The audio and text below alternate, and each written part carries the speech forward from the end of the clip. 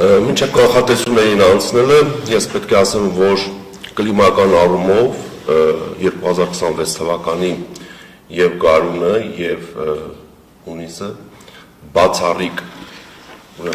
ամիսներ էին, որովհետև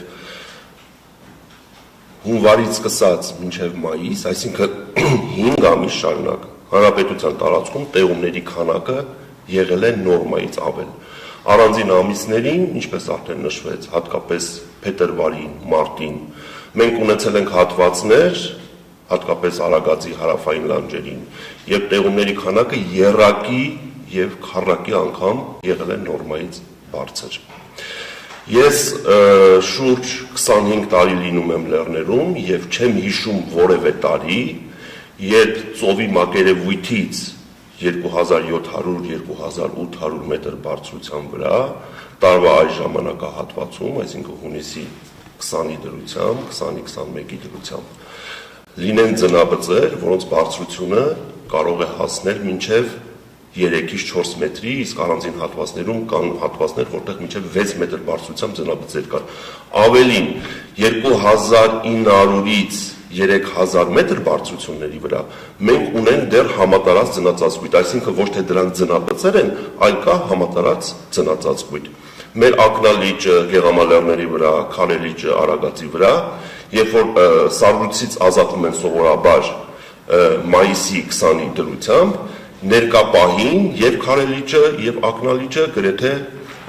մեծ մասամբ դեռ սառցապատ են։ Հիմա անցնենք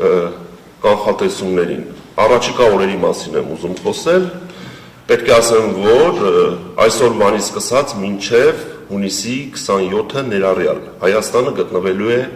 սերծովյան ցիկլոնի ազդեցության գոտում, որը հատկապես շատ ակտիվ կլինի հունիսի 24-ին եւ հունիսի 27-ին։ Հունիսի 25-ին և 26-ին այն իր ազդեցությունը հիմնականում կթողնի Հայաստանի հյուսիսային և արևելյան շրջանների վրա։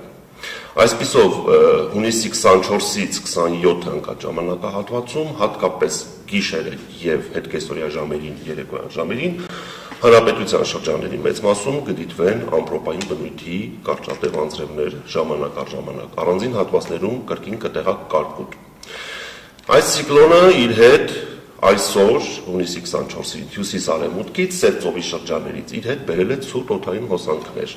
եւ այսօր ցերեկային ժամերին երեկվա համեմատ հանրապետության ողջ տարածքում օդի ջերմաստիճանը կնվազի մոտ 4-ից 5 աստիճանով եւ Հայաստանի ամենատաք գոտիներում չի գերազանցի 30 աստիճան, այսինքն ամենատաք գոտիները որոնք են Սյունիքի հովտային գոտի, Տավուշի հովտային գոտի, Արարատյան դաշտ եւ Երևան։ Հունիսի 28-ից սկսած այս ցիկլոնը կկորցնի իր ուժը եւ տեղումները ժամանակավորապես կդադարեն։ Որոշակիորեն կնահանջեն նաեւ ցուրտօդային հոսանքները եւ հունիսի 28-ից 30 ընկած ժամանակահատվածում հանրապետության տարածքում մի փոքր մոտ 2-ից 4 աստիճանով օդի ջերմաստիճանը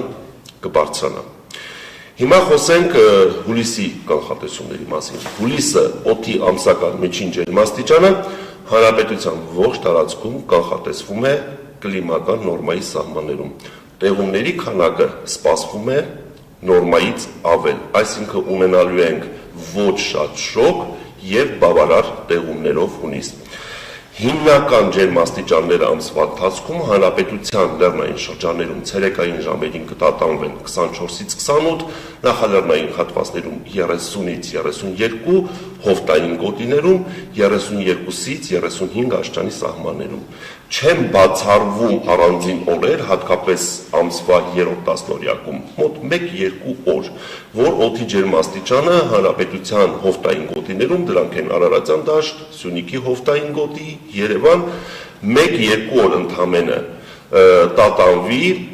38-ից 40 աստիճանի սահմաններում։ Ընդհանուր առմամբ ամսվա մեծ մասը մենք ունենալու ենք հանրապետությունում կոմֆորտային ջերմաստիճան, ինչպես արդեն նշեցի։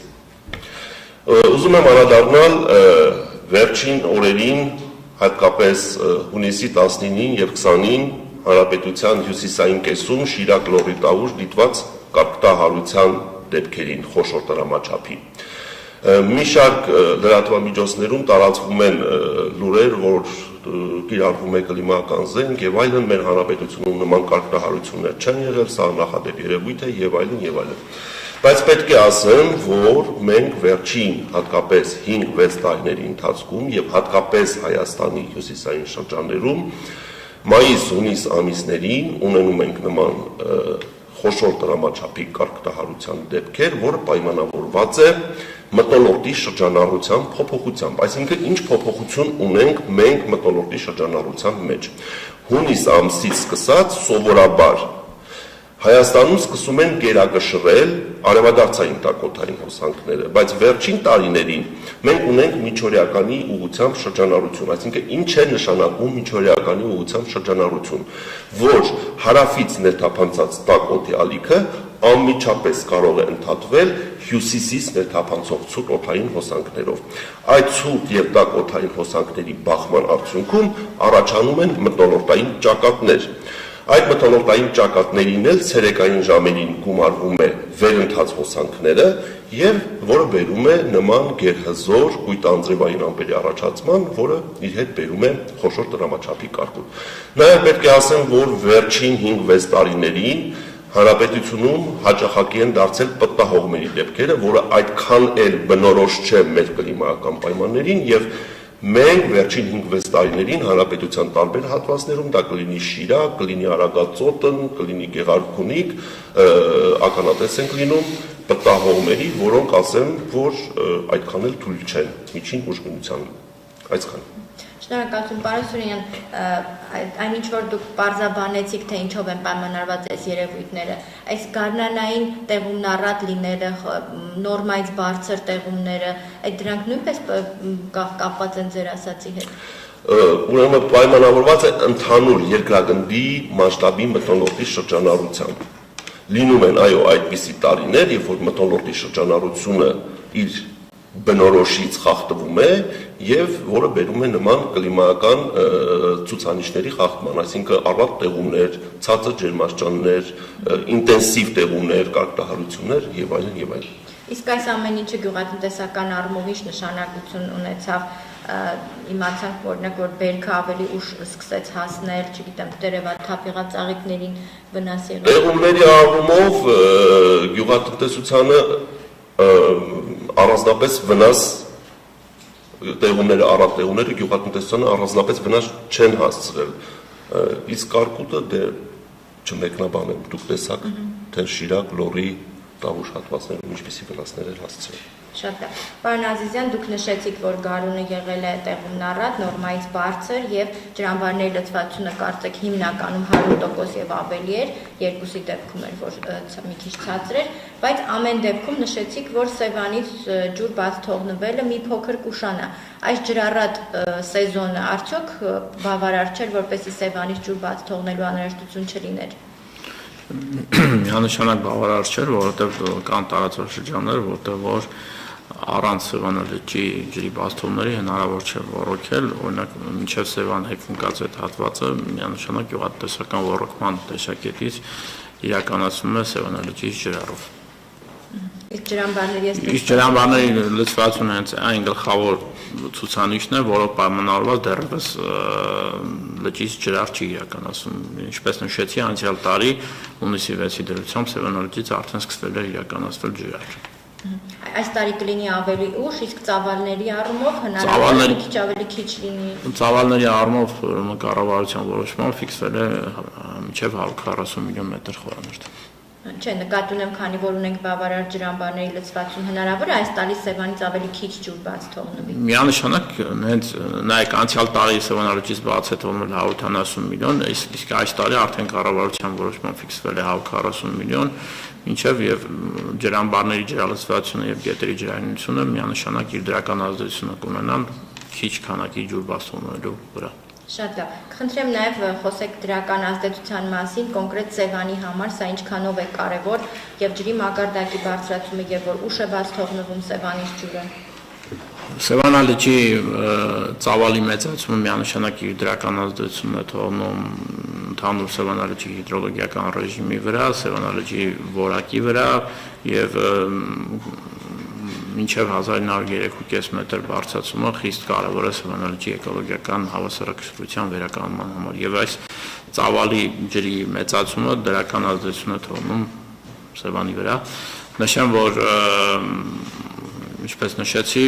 հունվարի 1-ից մինչև հունիսի 24-ը ժամանակահատվածում լճի մակարդակը բարձրացել է 51 սանտիմետրով, ինչը բավական բարձր ցուցանիշ է։ Եվ մինչև մեր կանխատեսումների, մինչև հուլիսի առաջի տասնօրյակ, հուլիսի երկրորդ տասնօրյակի սկիզբ լճի մակարդակը դեռևս բարձրացման միտում կունենա։ Իսկ հուլիսն էլ չէ, կարծես նշվեց, որ տեղումն առատ է լինելու։ Այո, բայց ընդհանուր Սևանալճի հիդրոլոգիական ռեժիմը այնպեսին է, որ փետրվարի երկրորդ տասնօրյակից մինչև հուլիսի երկրորդ տասնօրյակ լճի մակարդակը բարձրանում է անկախ ջրառատությունից, բարձրանում է, իսկ հուլիսի երկրորդ տասնօրյակից մինչև մյուս տարվա հաջորդ տարվա փետրվար լճի մակարդակը իջնում է, որը պայմանավորված է մեծ գոլորշիացմամբ։ Շատ լավ, խնդրեմ դուք հարցնեք։ Ուղղակի ճշտորդ հարց, ջրամբարների ինչ-որ սահմանափակում կա ջրարյուն, այսինքն ինչ-որ տոկոս կա, որից հետո այլևս ջրաչի կարելի իրականացնել, ելնելով գիտեմ տարբեր աչառներ։ Ջրամբարը 100% տեսած է, մինչև քանի տոկոս կարելի օգտվել։ Նայեք, յուրաքանչյուր ջրամբար ունի իր մեռյալ ծավալը, որը որ մինչև այդ է կարելի օգտագործել, մեռյալ ծավալ հասկացությունը։ Եթե հիշողությունս չի դավաճանում, օրինակ ապարանի ջրամբարի համար 10 միլիոն խորանարդ մետր, այսինքն մինչև 10 միլիոն խորանարդ մետր կարող են ջուրը օգտագործվել։ Շատ լավ։ Պարոն Սուրենյան, լրագրողներից խնդրում են անդրադառնալ գիշերվա ամպրոպին ու կայծակին, արդյոք նման երևույթները բնորոշ են եւ ինչ որ տեղեկություններ ունեք, որևէ հատվածում վնասներ եղել են թե ոչ։ Վնասներից տեղեկություններ չունեմ, բնորոշ է, իհարկե բնորոշ է, մենք հայ հիդրոմետրը 3 հայտարարել էր, որ Սև ծովից ներթափանցող ցիկլոնի ազդեցության գոտում են գտնվելու, բնորոշ երևույթ է եւ բազմիցս մենք գիշերային ժամերին նման ուժգնության ամպրոպներ ունենում ենք։ Իսկ հաճախակիության առումով հաճախակիության առումով դա այս տարի հաճախակի է, որովհետեւ հաճախակի են մթնոլորտային ճակատների ներթափանցումները։ Շատ լավ, շնորհակալ եմ, այլ հարցեր դահլիճից, խնդրեմ։ Մենք խոսեցինք Սևանի ջրային մակարդակի բարձրացման մասին, խնդրեմ ձեր կահայտեք, ինչ վիճակում են գտնվում ստուդենտի արտեզյան ջրամբարները, իրենց ինչ-որ հրավեր ունեն, արդյոք եղանակային փոփոխությունների պատճառով վատացել է վիճակը կամ ընդհանրապես ջրամբարը կարող են կոստել։ Այս բանին ձեռքից տակ տվյալներ չունեմ, բայց միանշանակ այդ տեղումները իր դրական ազդեցությունն է թողնում նաև արտեզյան ավազանի պաշարների ավելացմանը, քանի որ նախ քիչ է օգտագործվում եւ գումարած նաև տեղումները, որոնք ֆիլտրացիոն ձևով լրացնում են, ֆիլտրացիայի միջոցով լրացնում են այդ ջրային պաշարները։ Շնորհակալություն, դուք հավելելու բան ունեք։ Չէ, շնորհակալ։ Շնորհակալ եմ շատ հանգամանալից ներկայացնելու համար, մեր հարցերը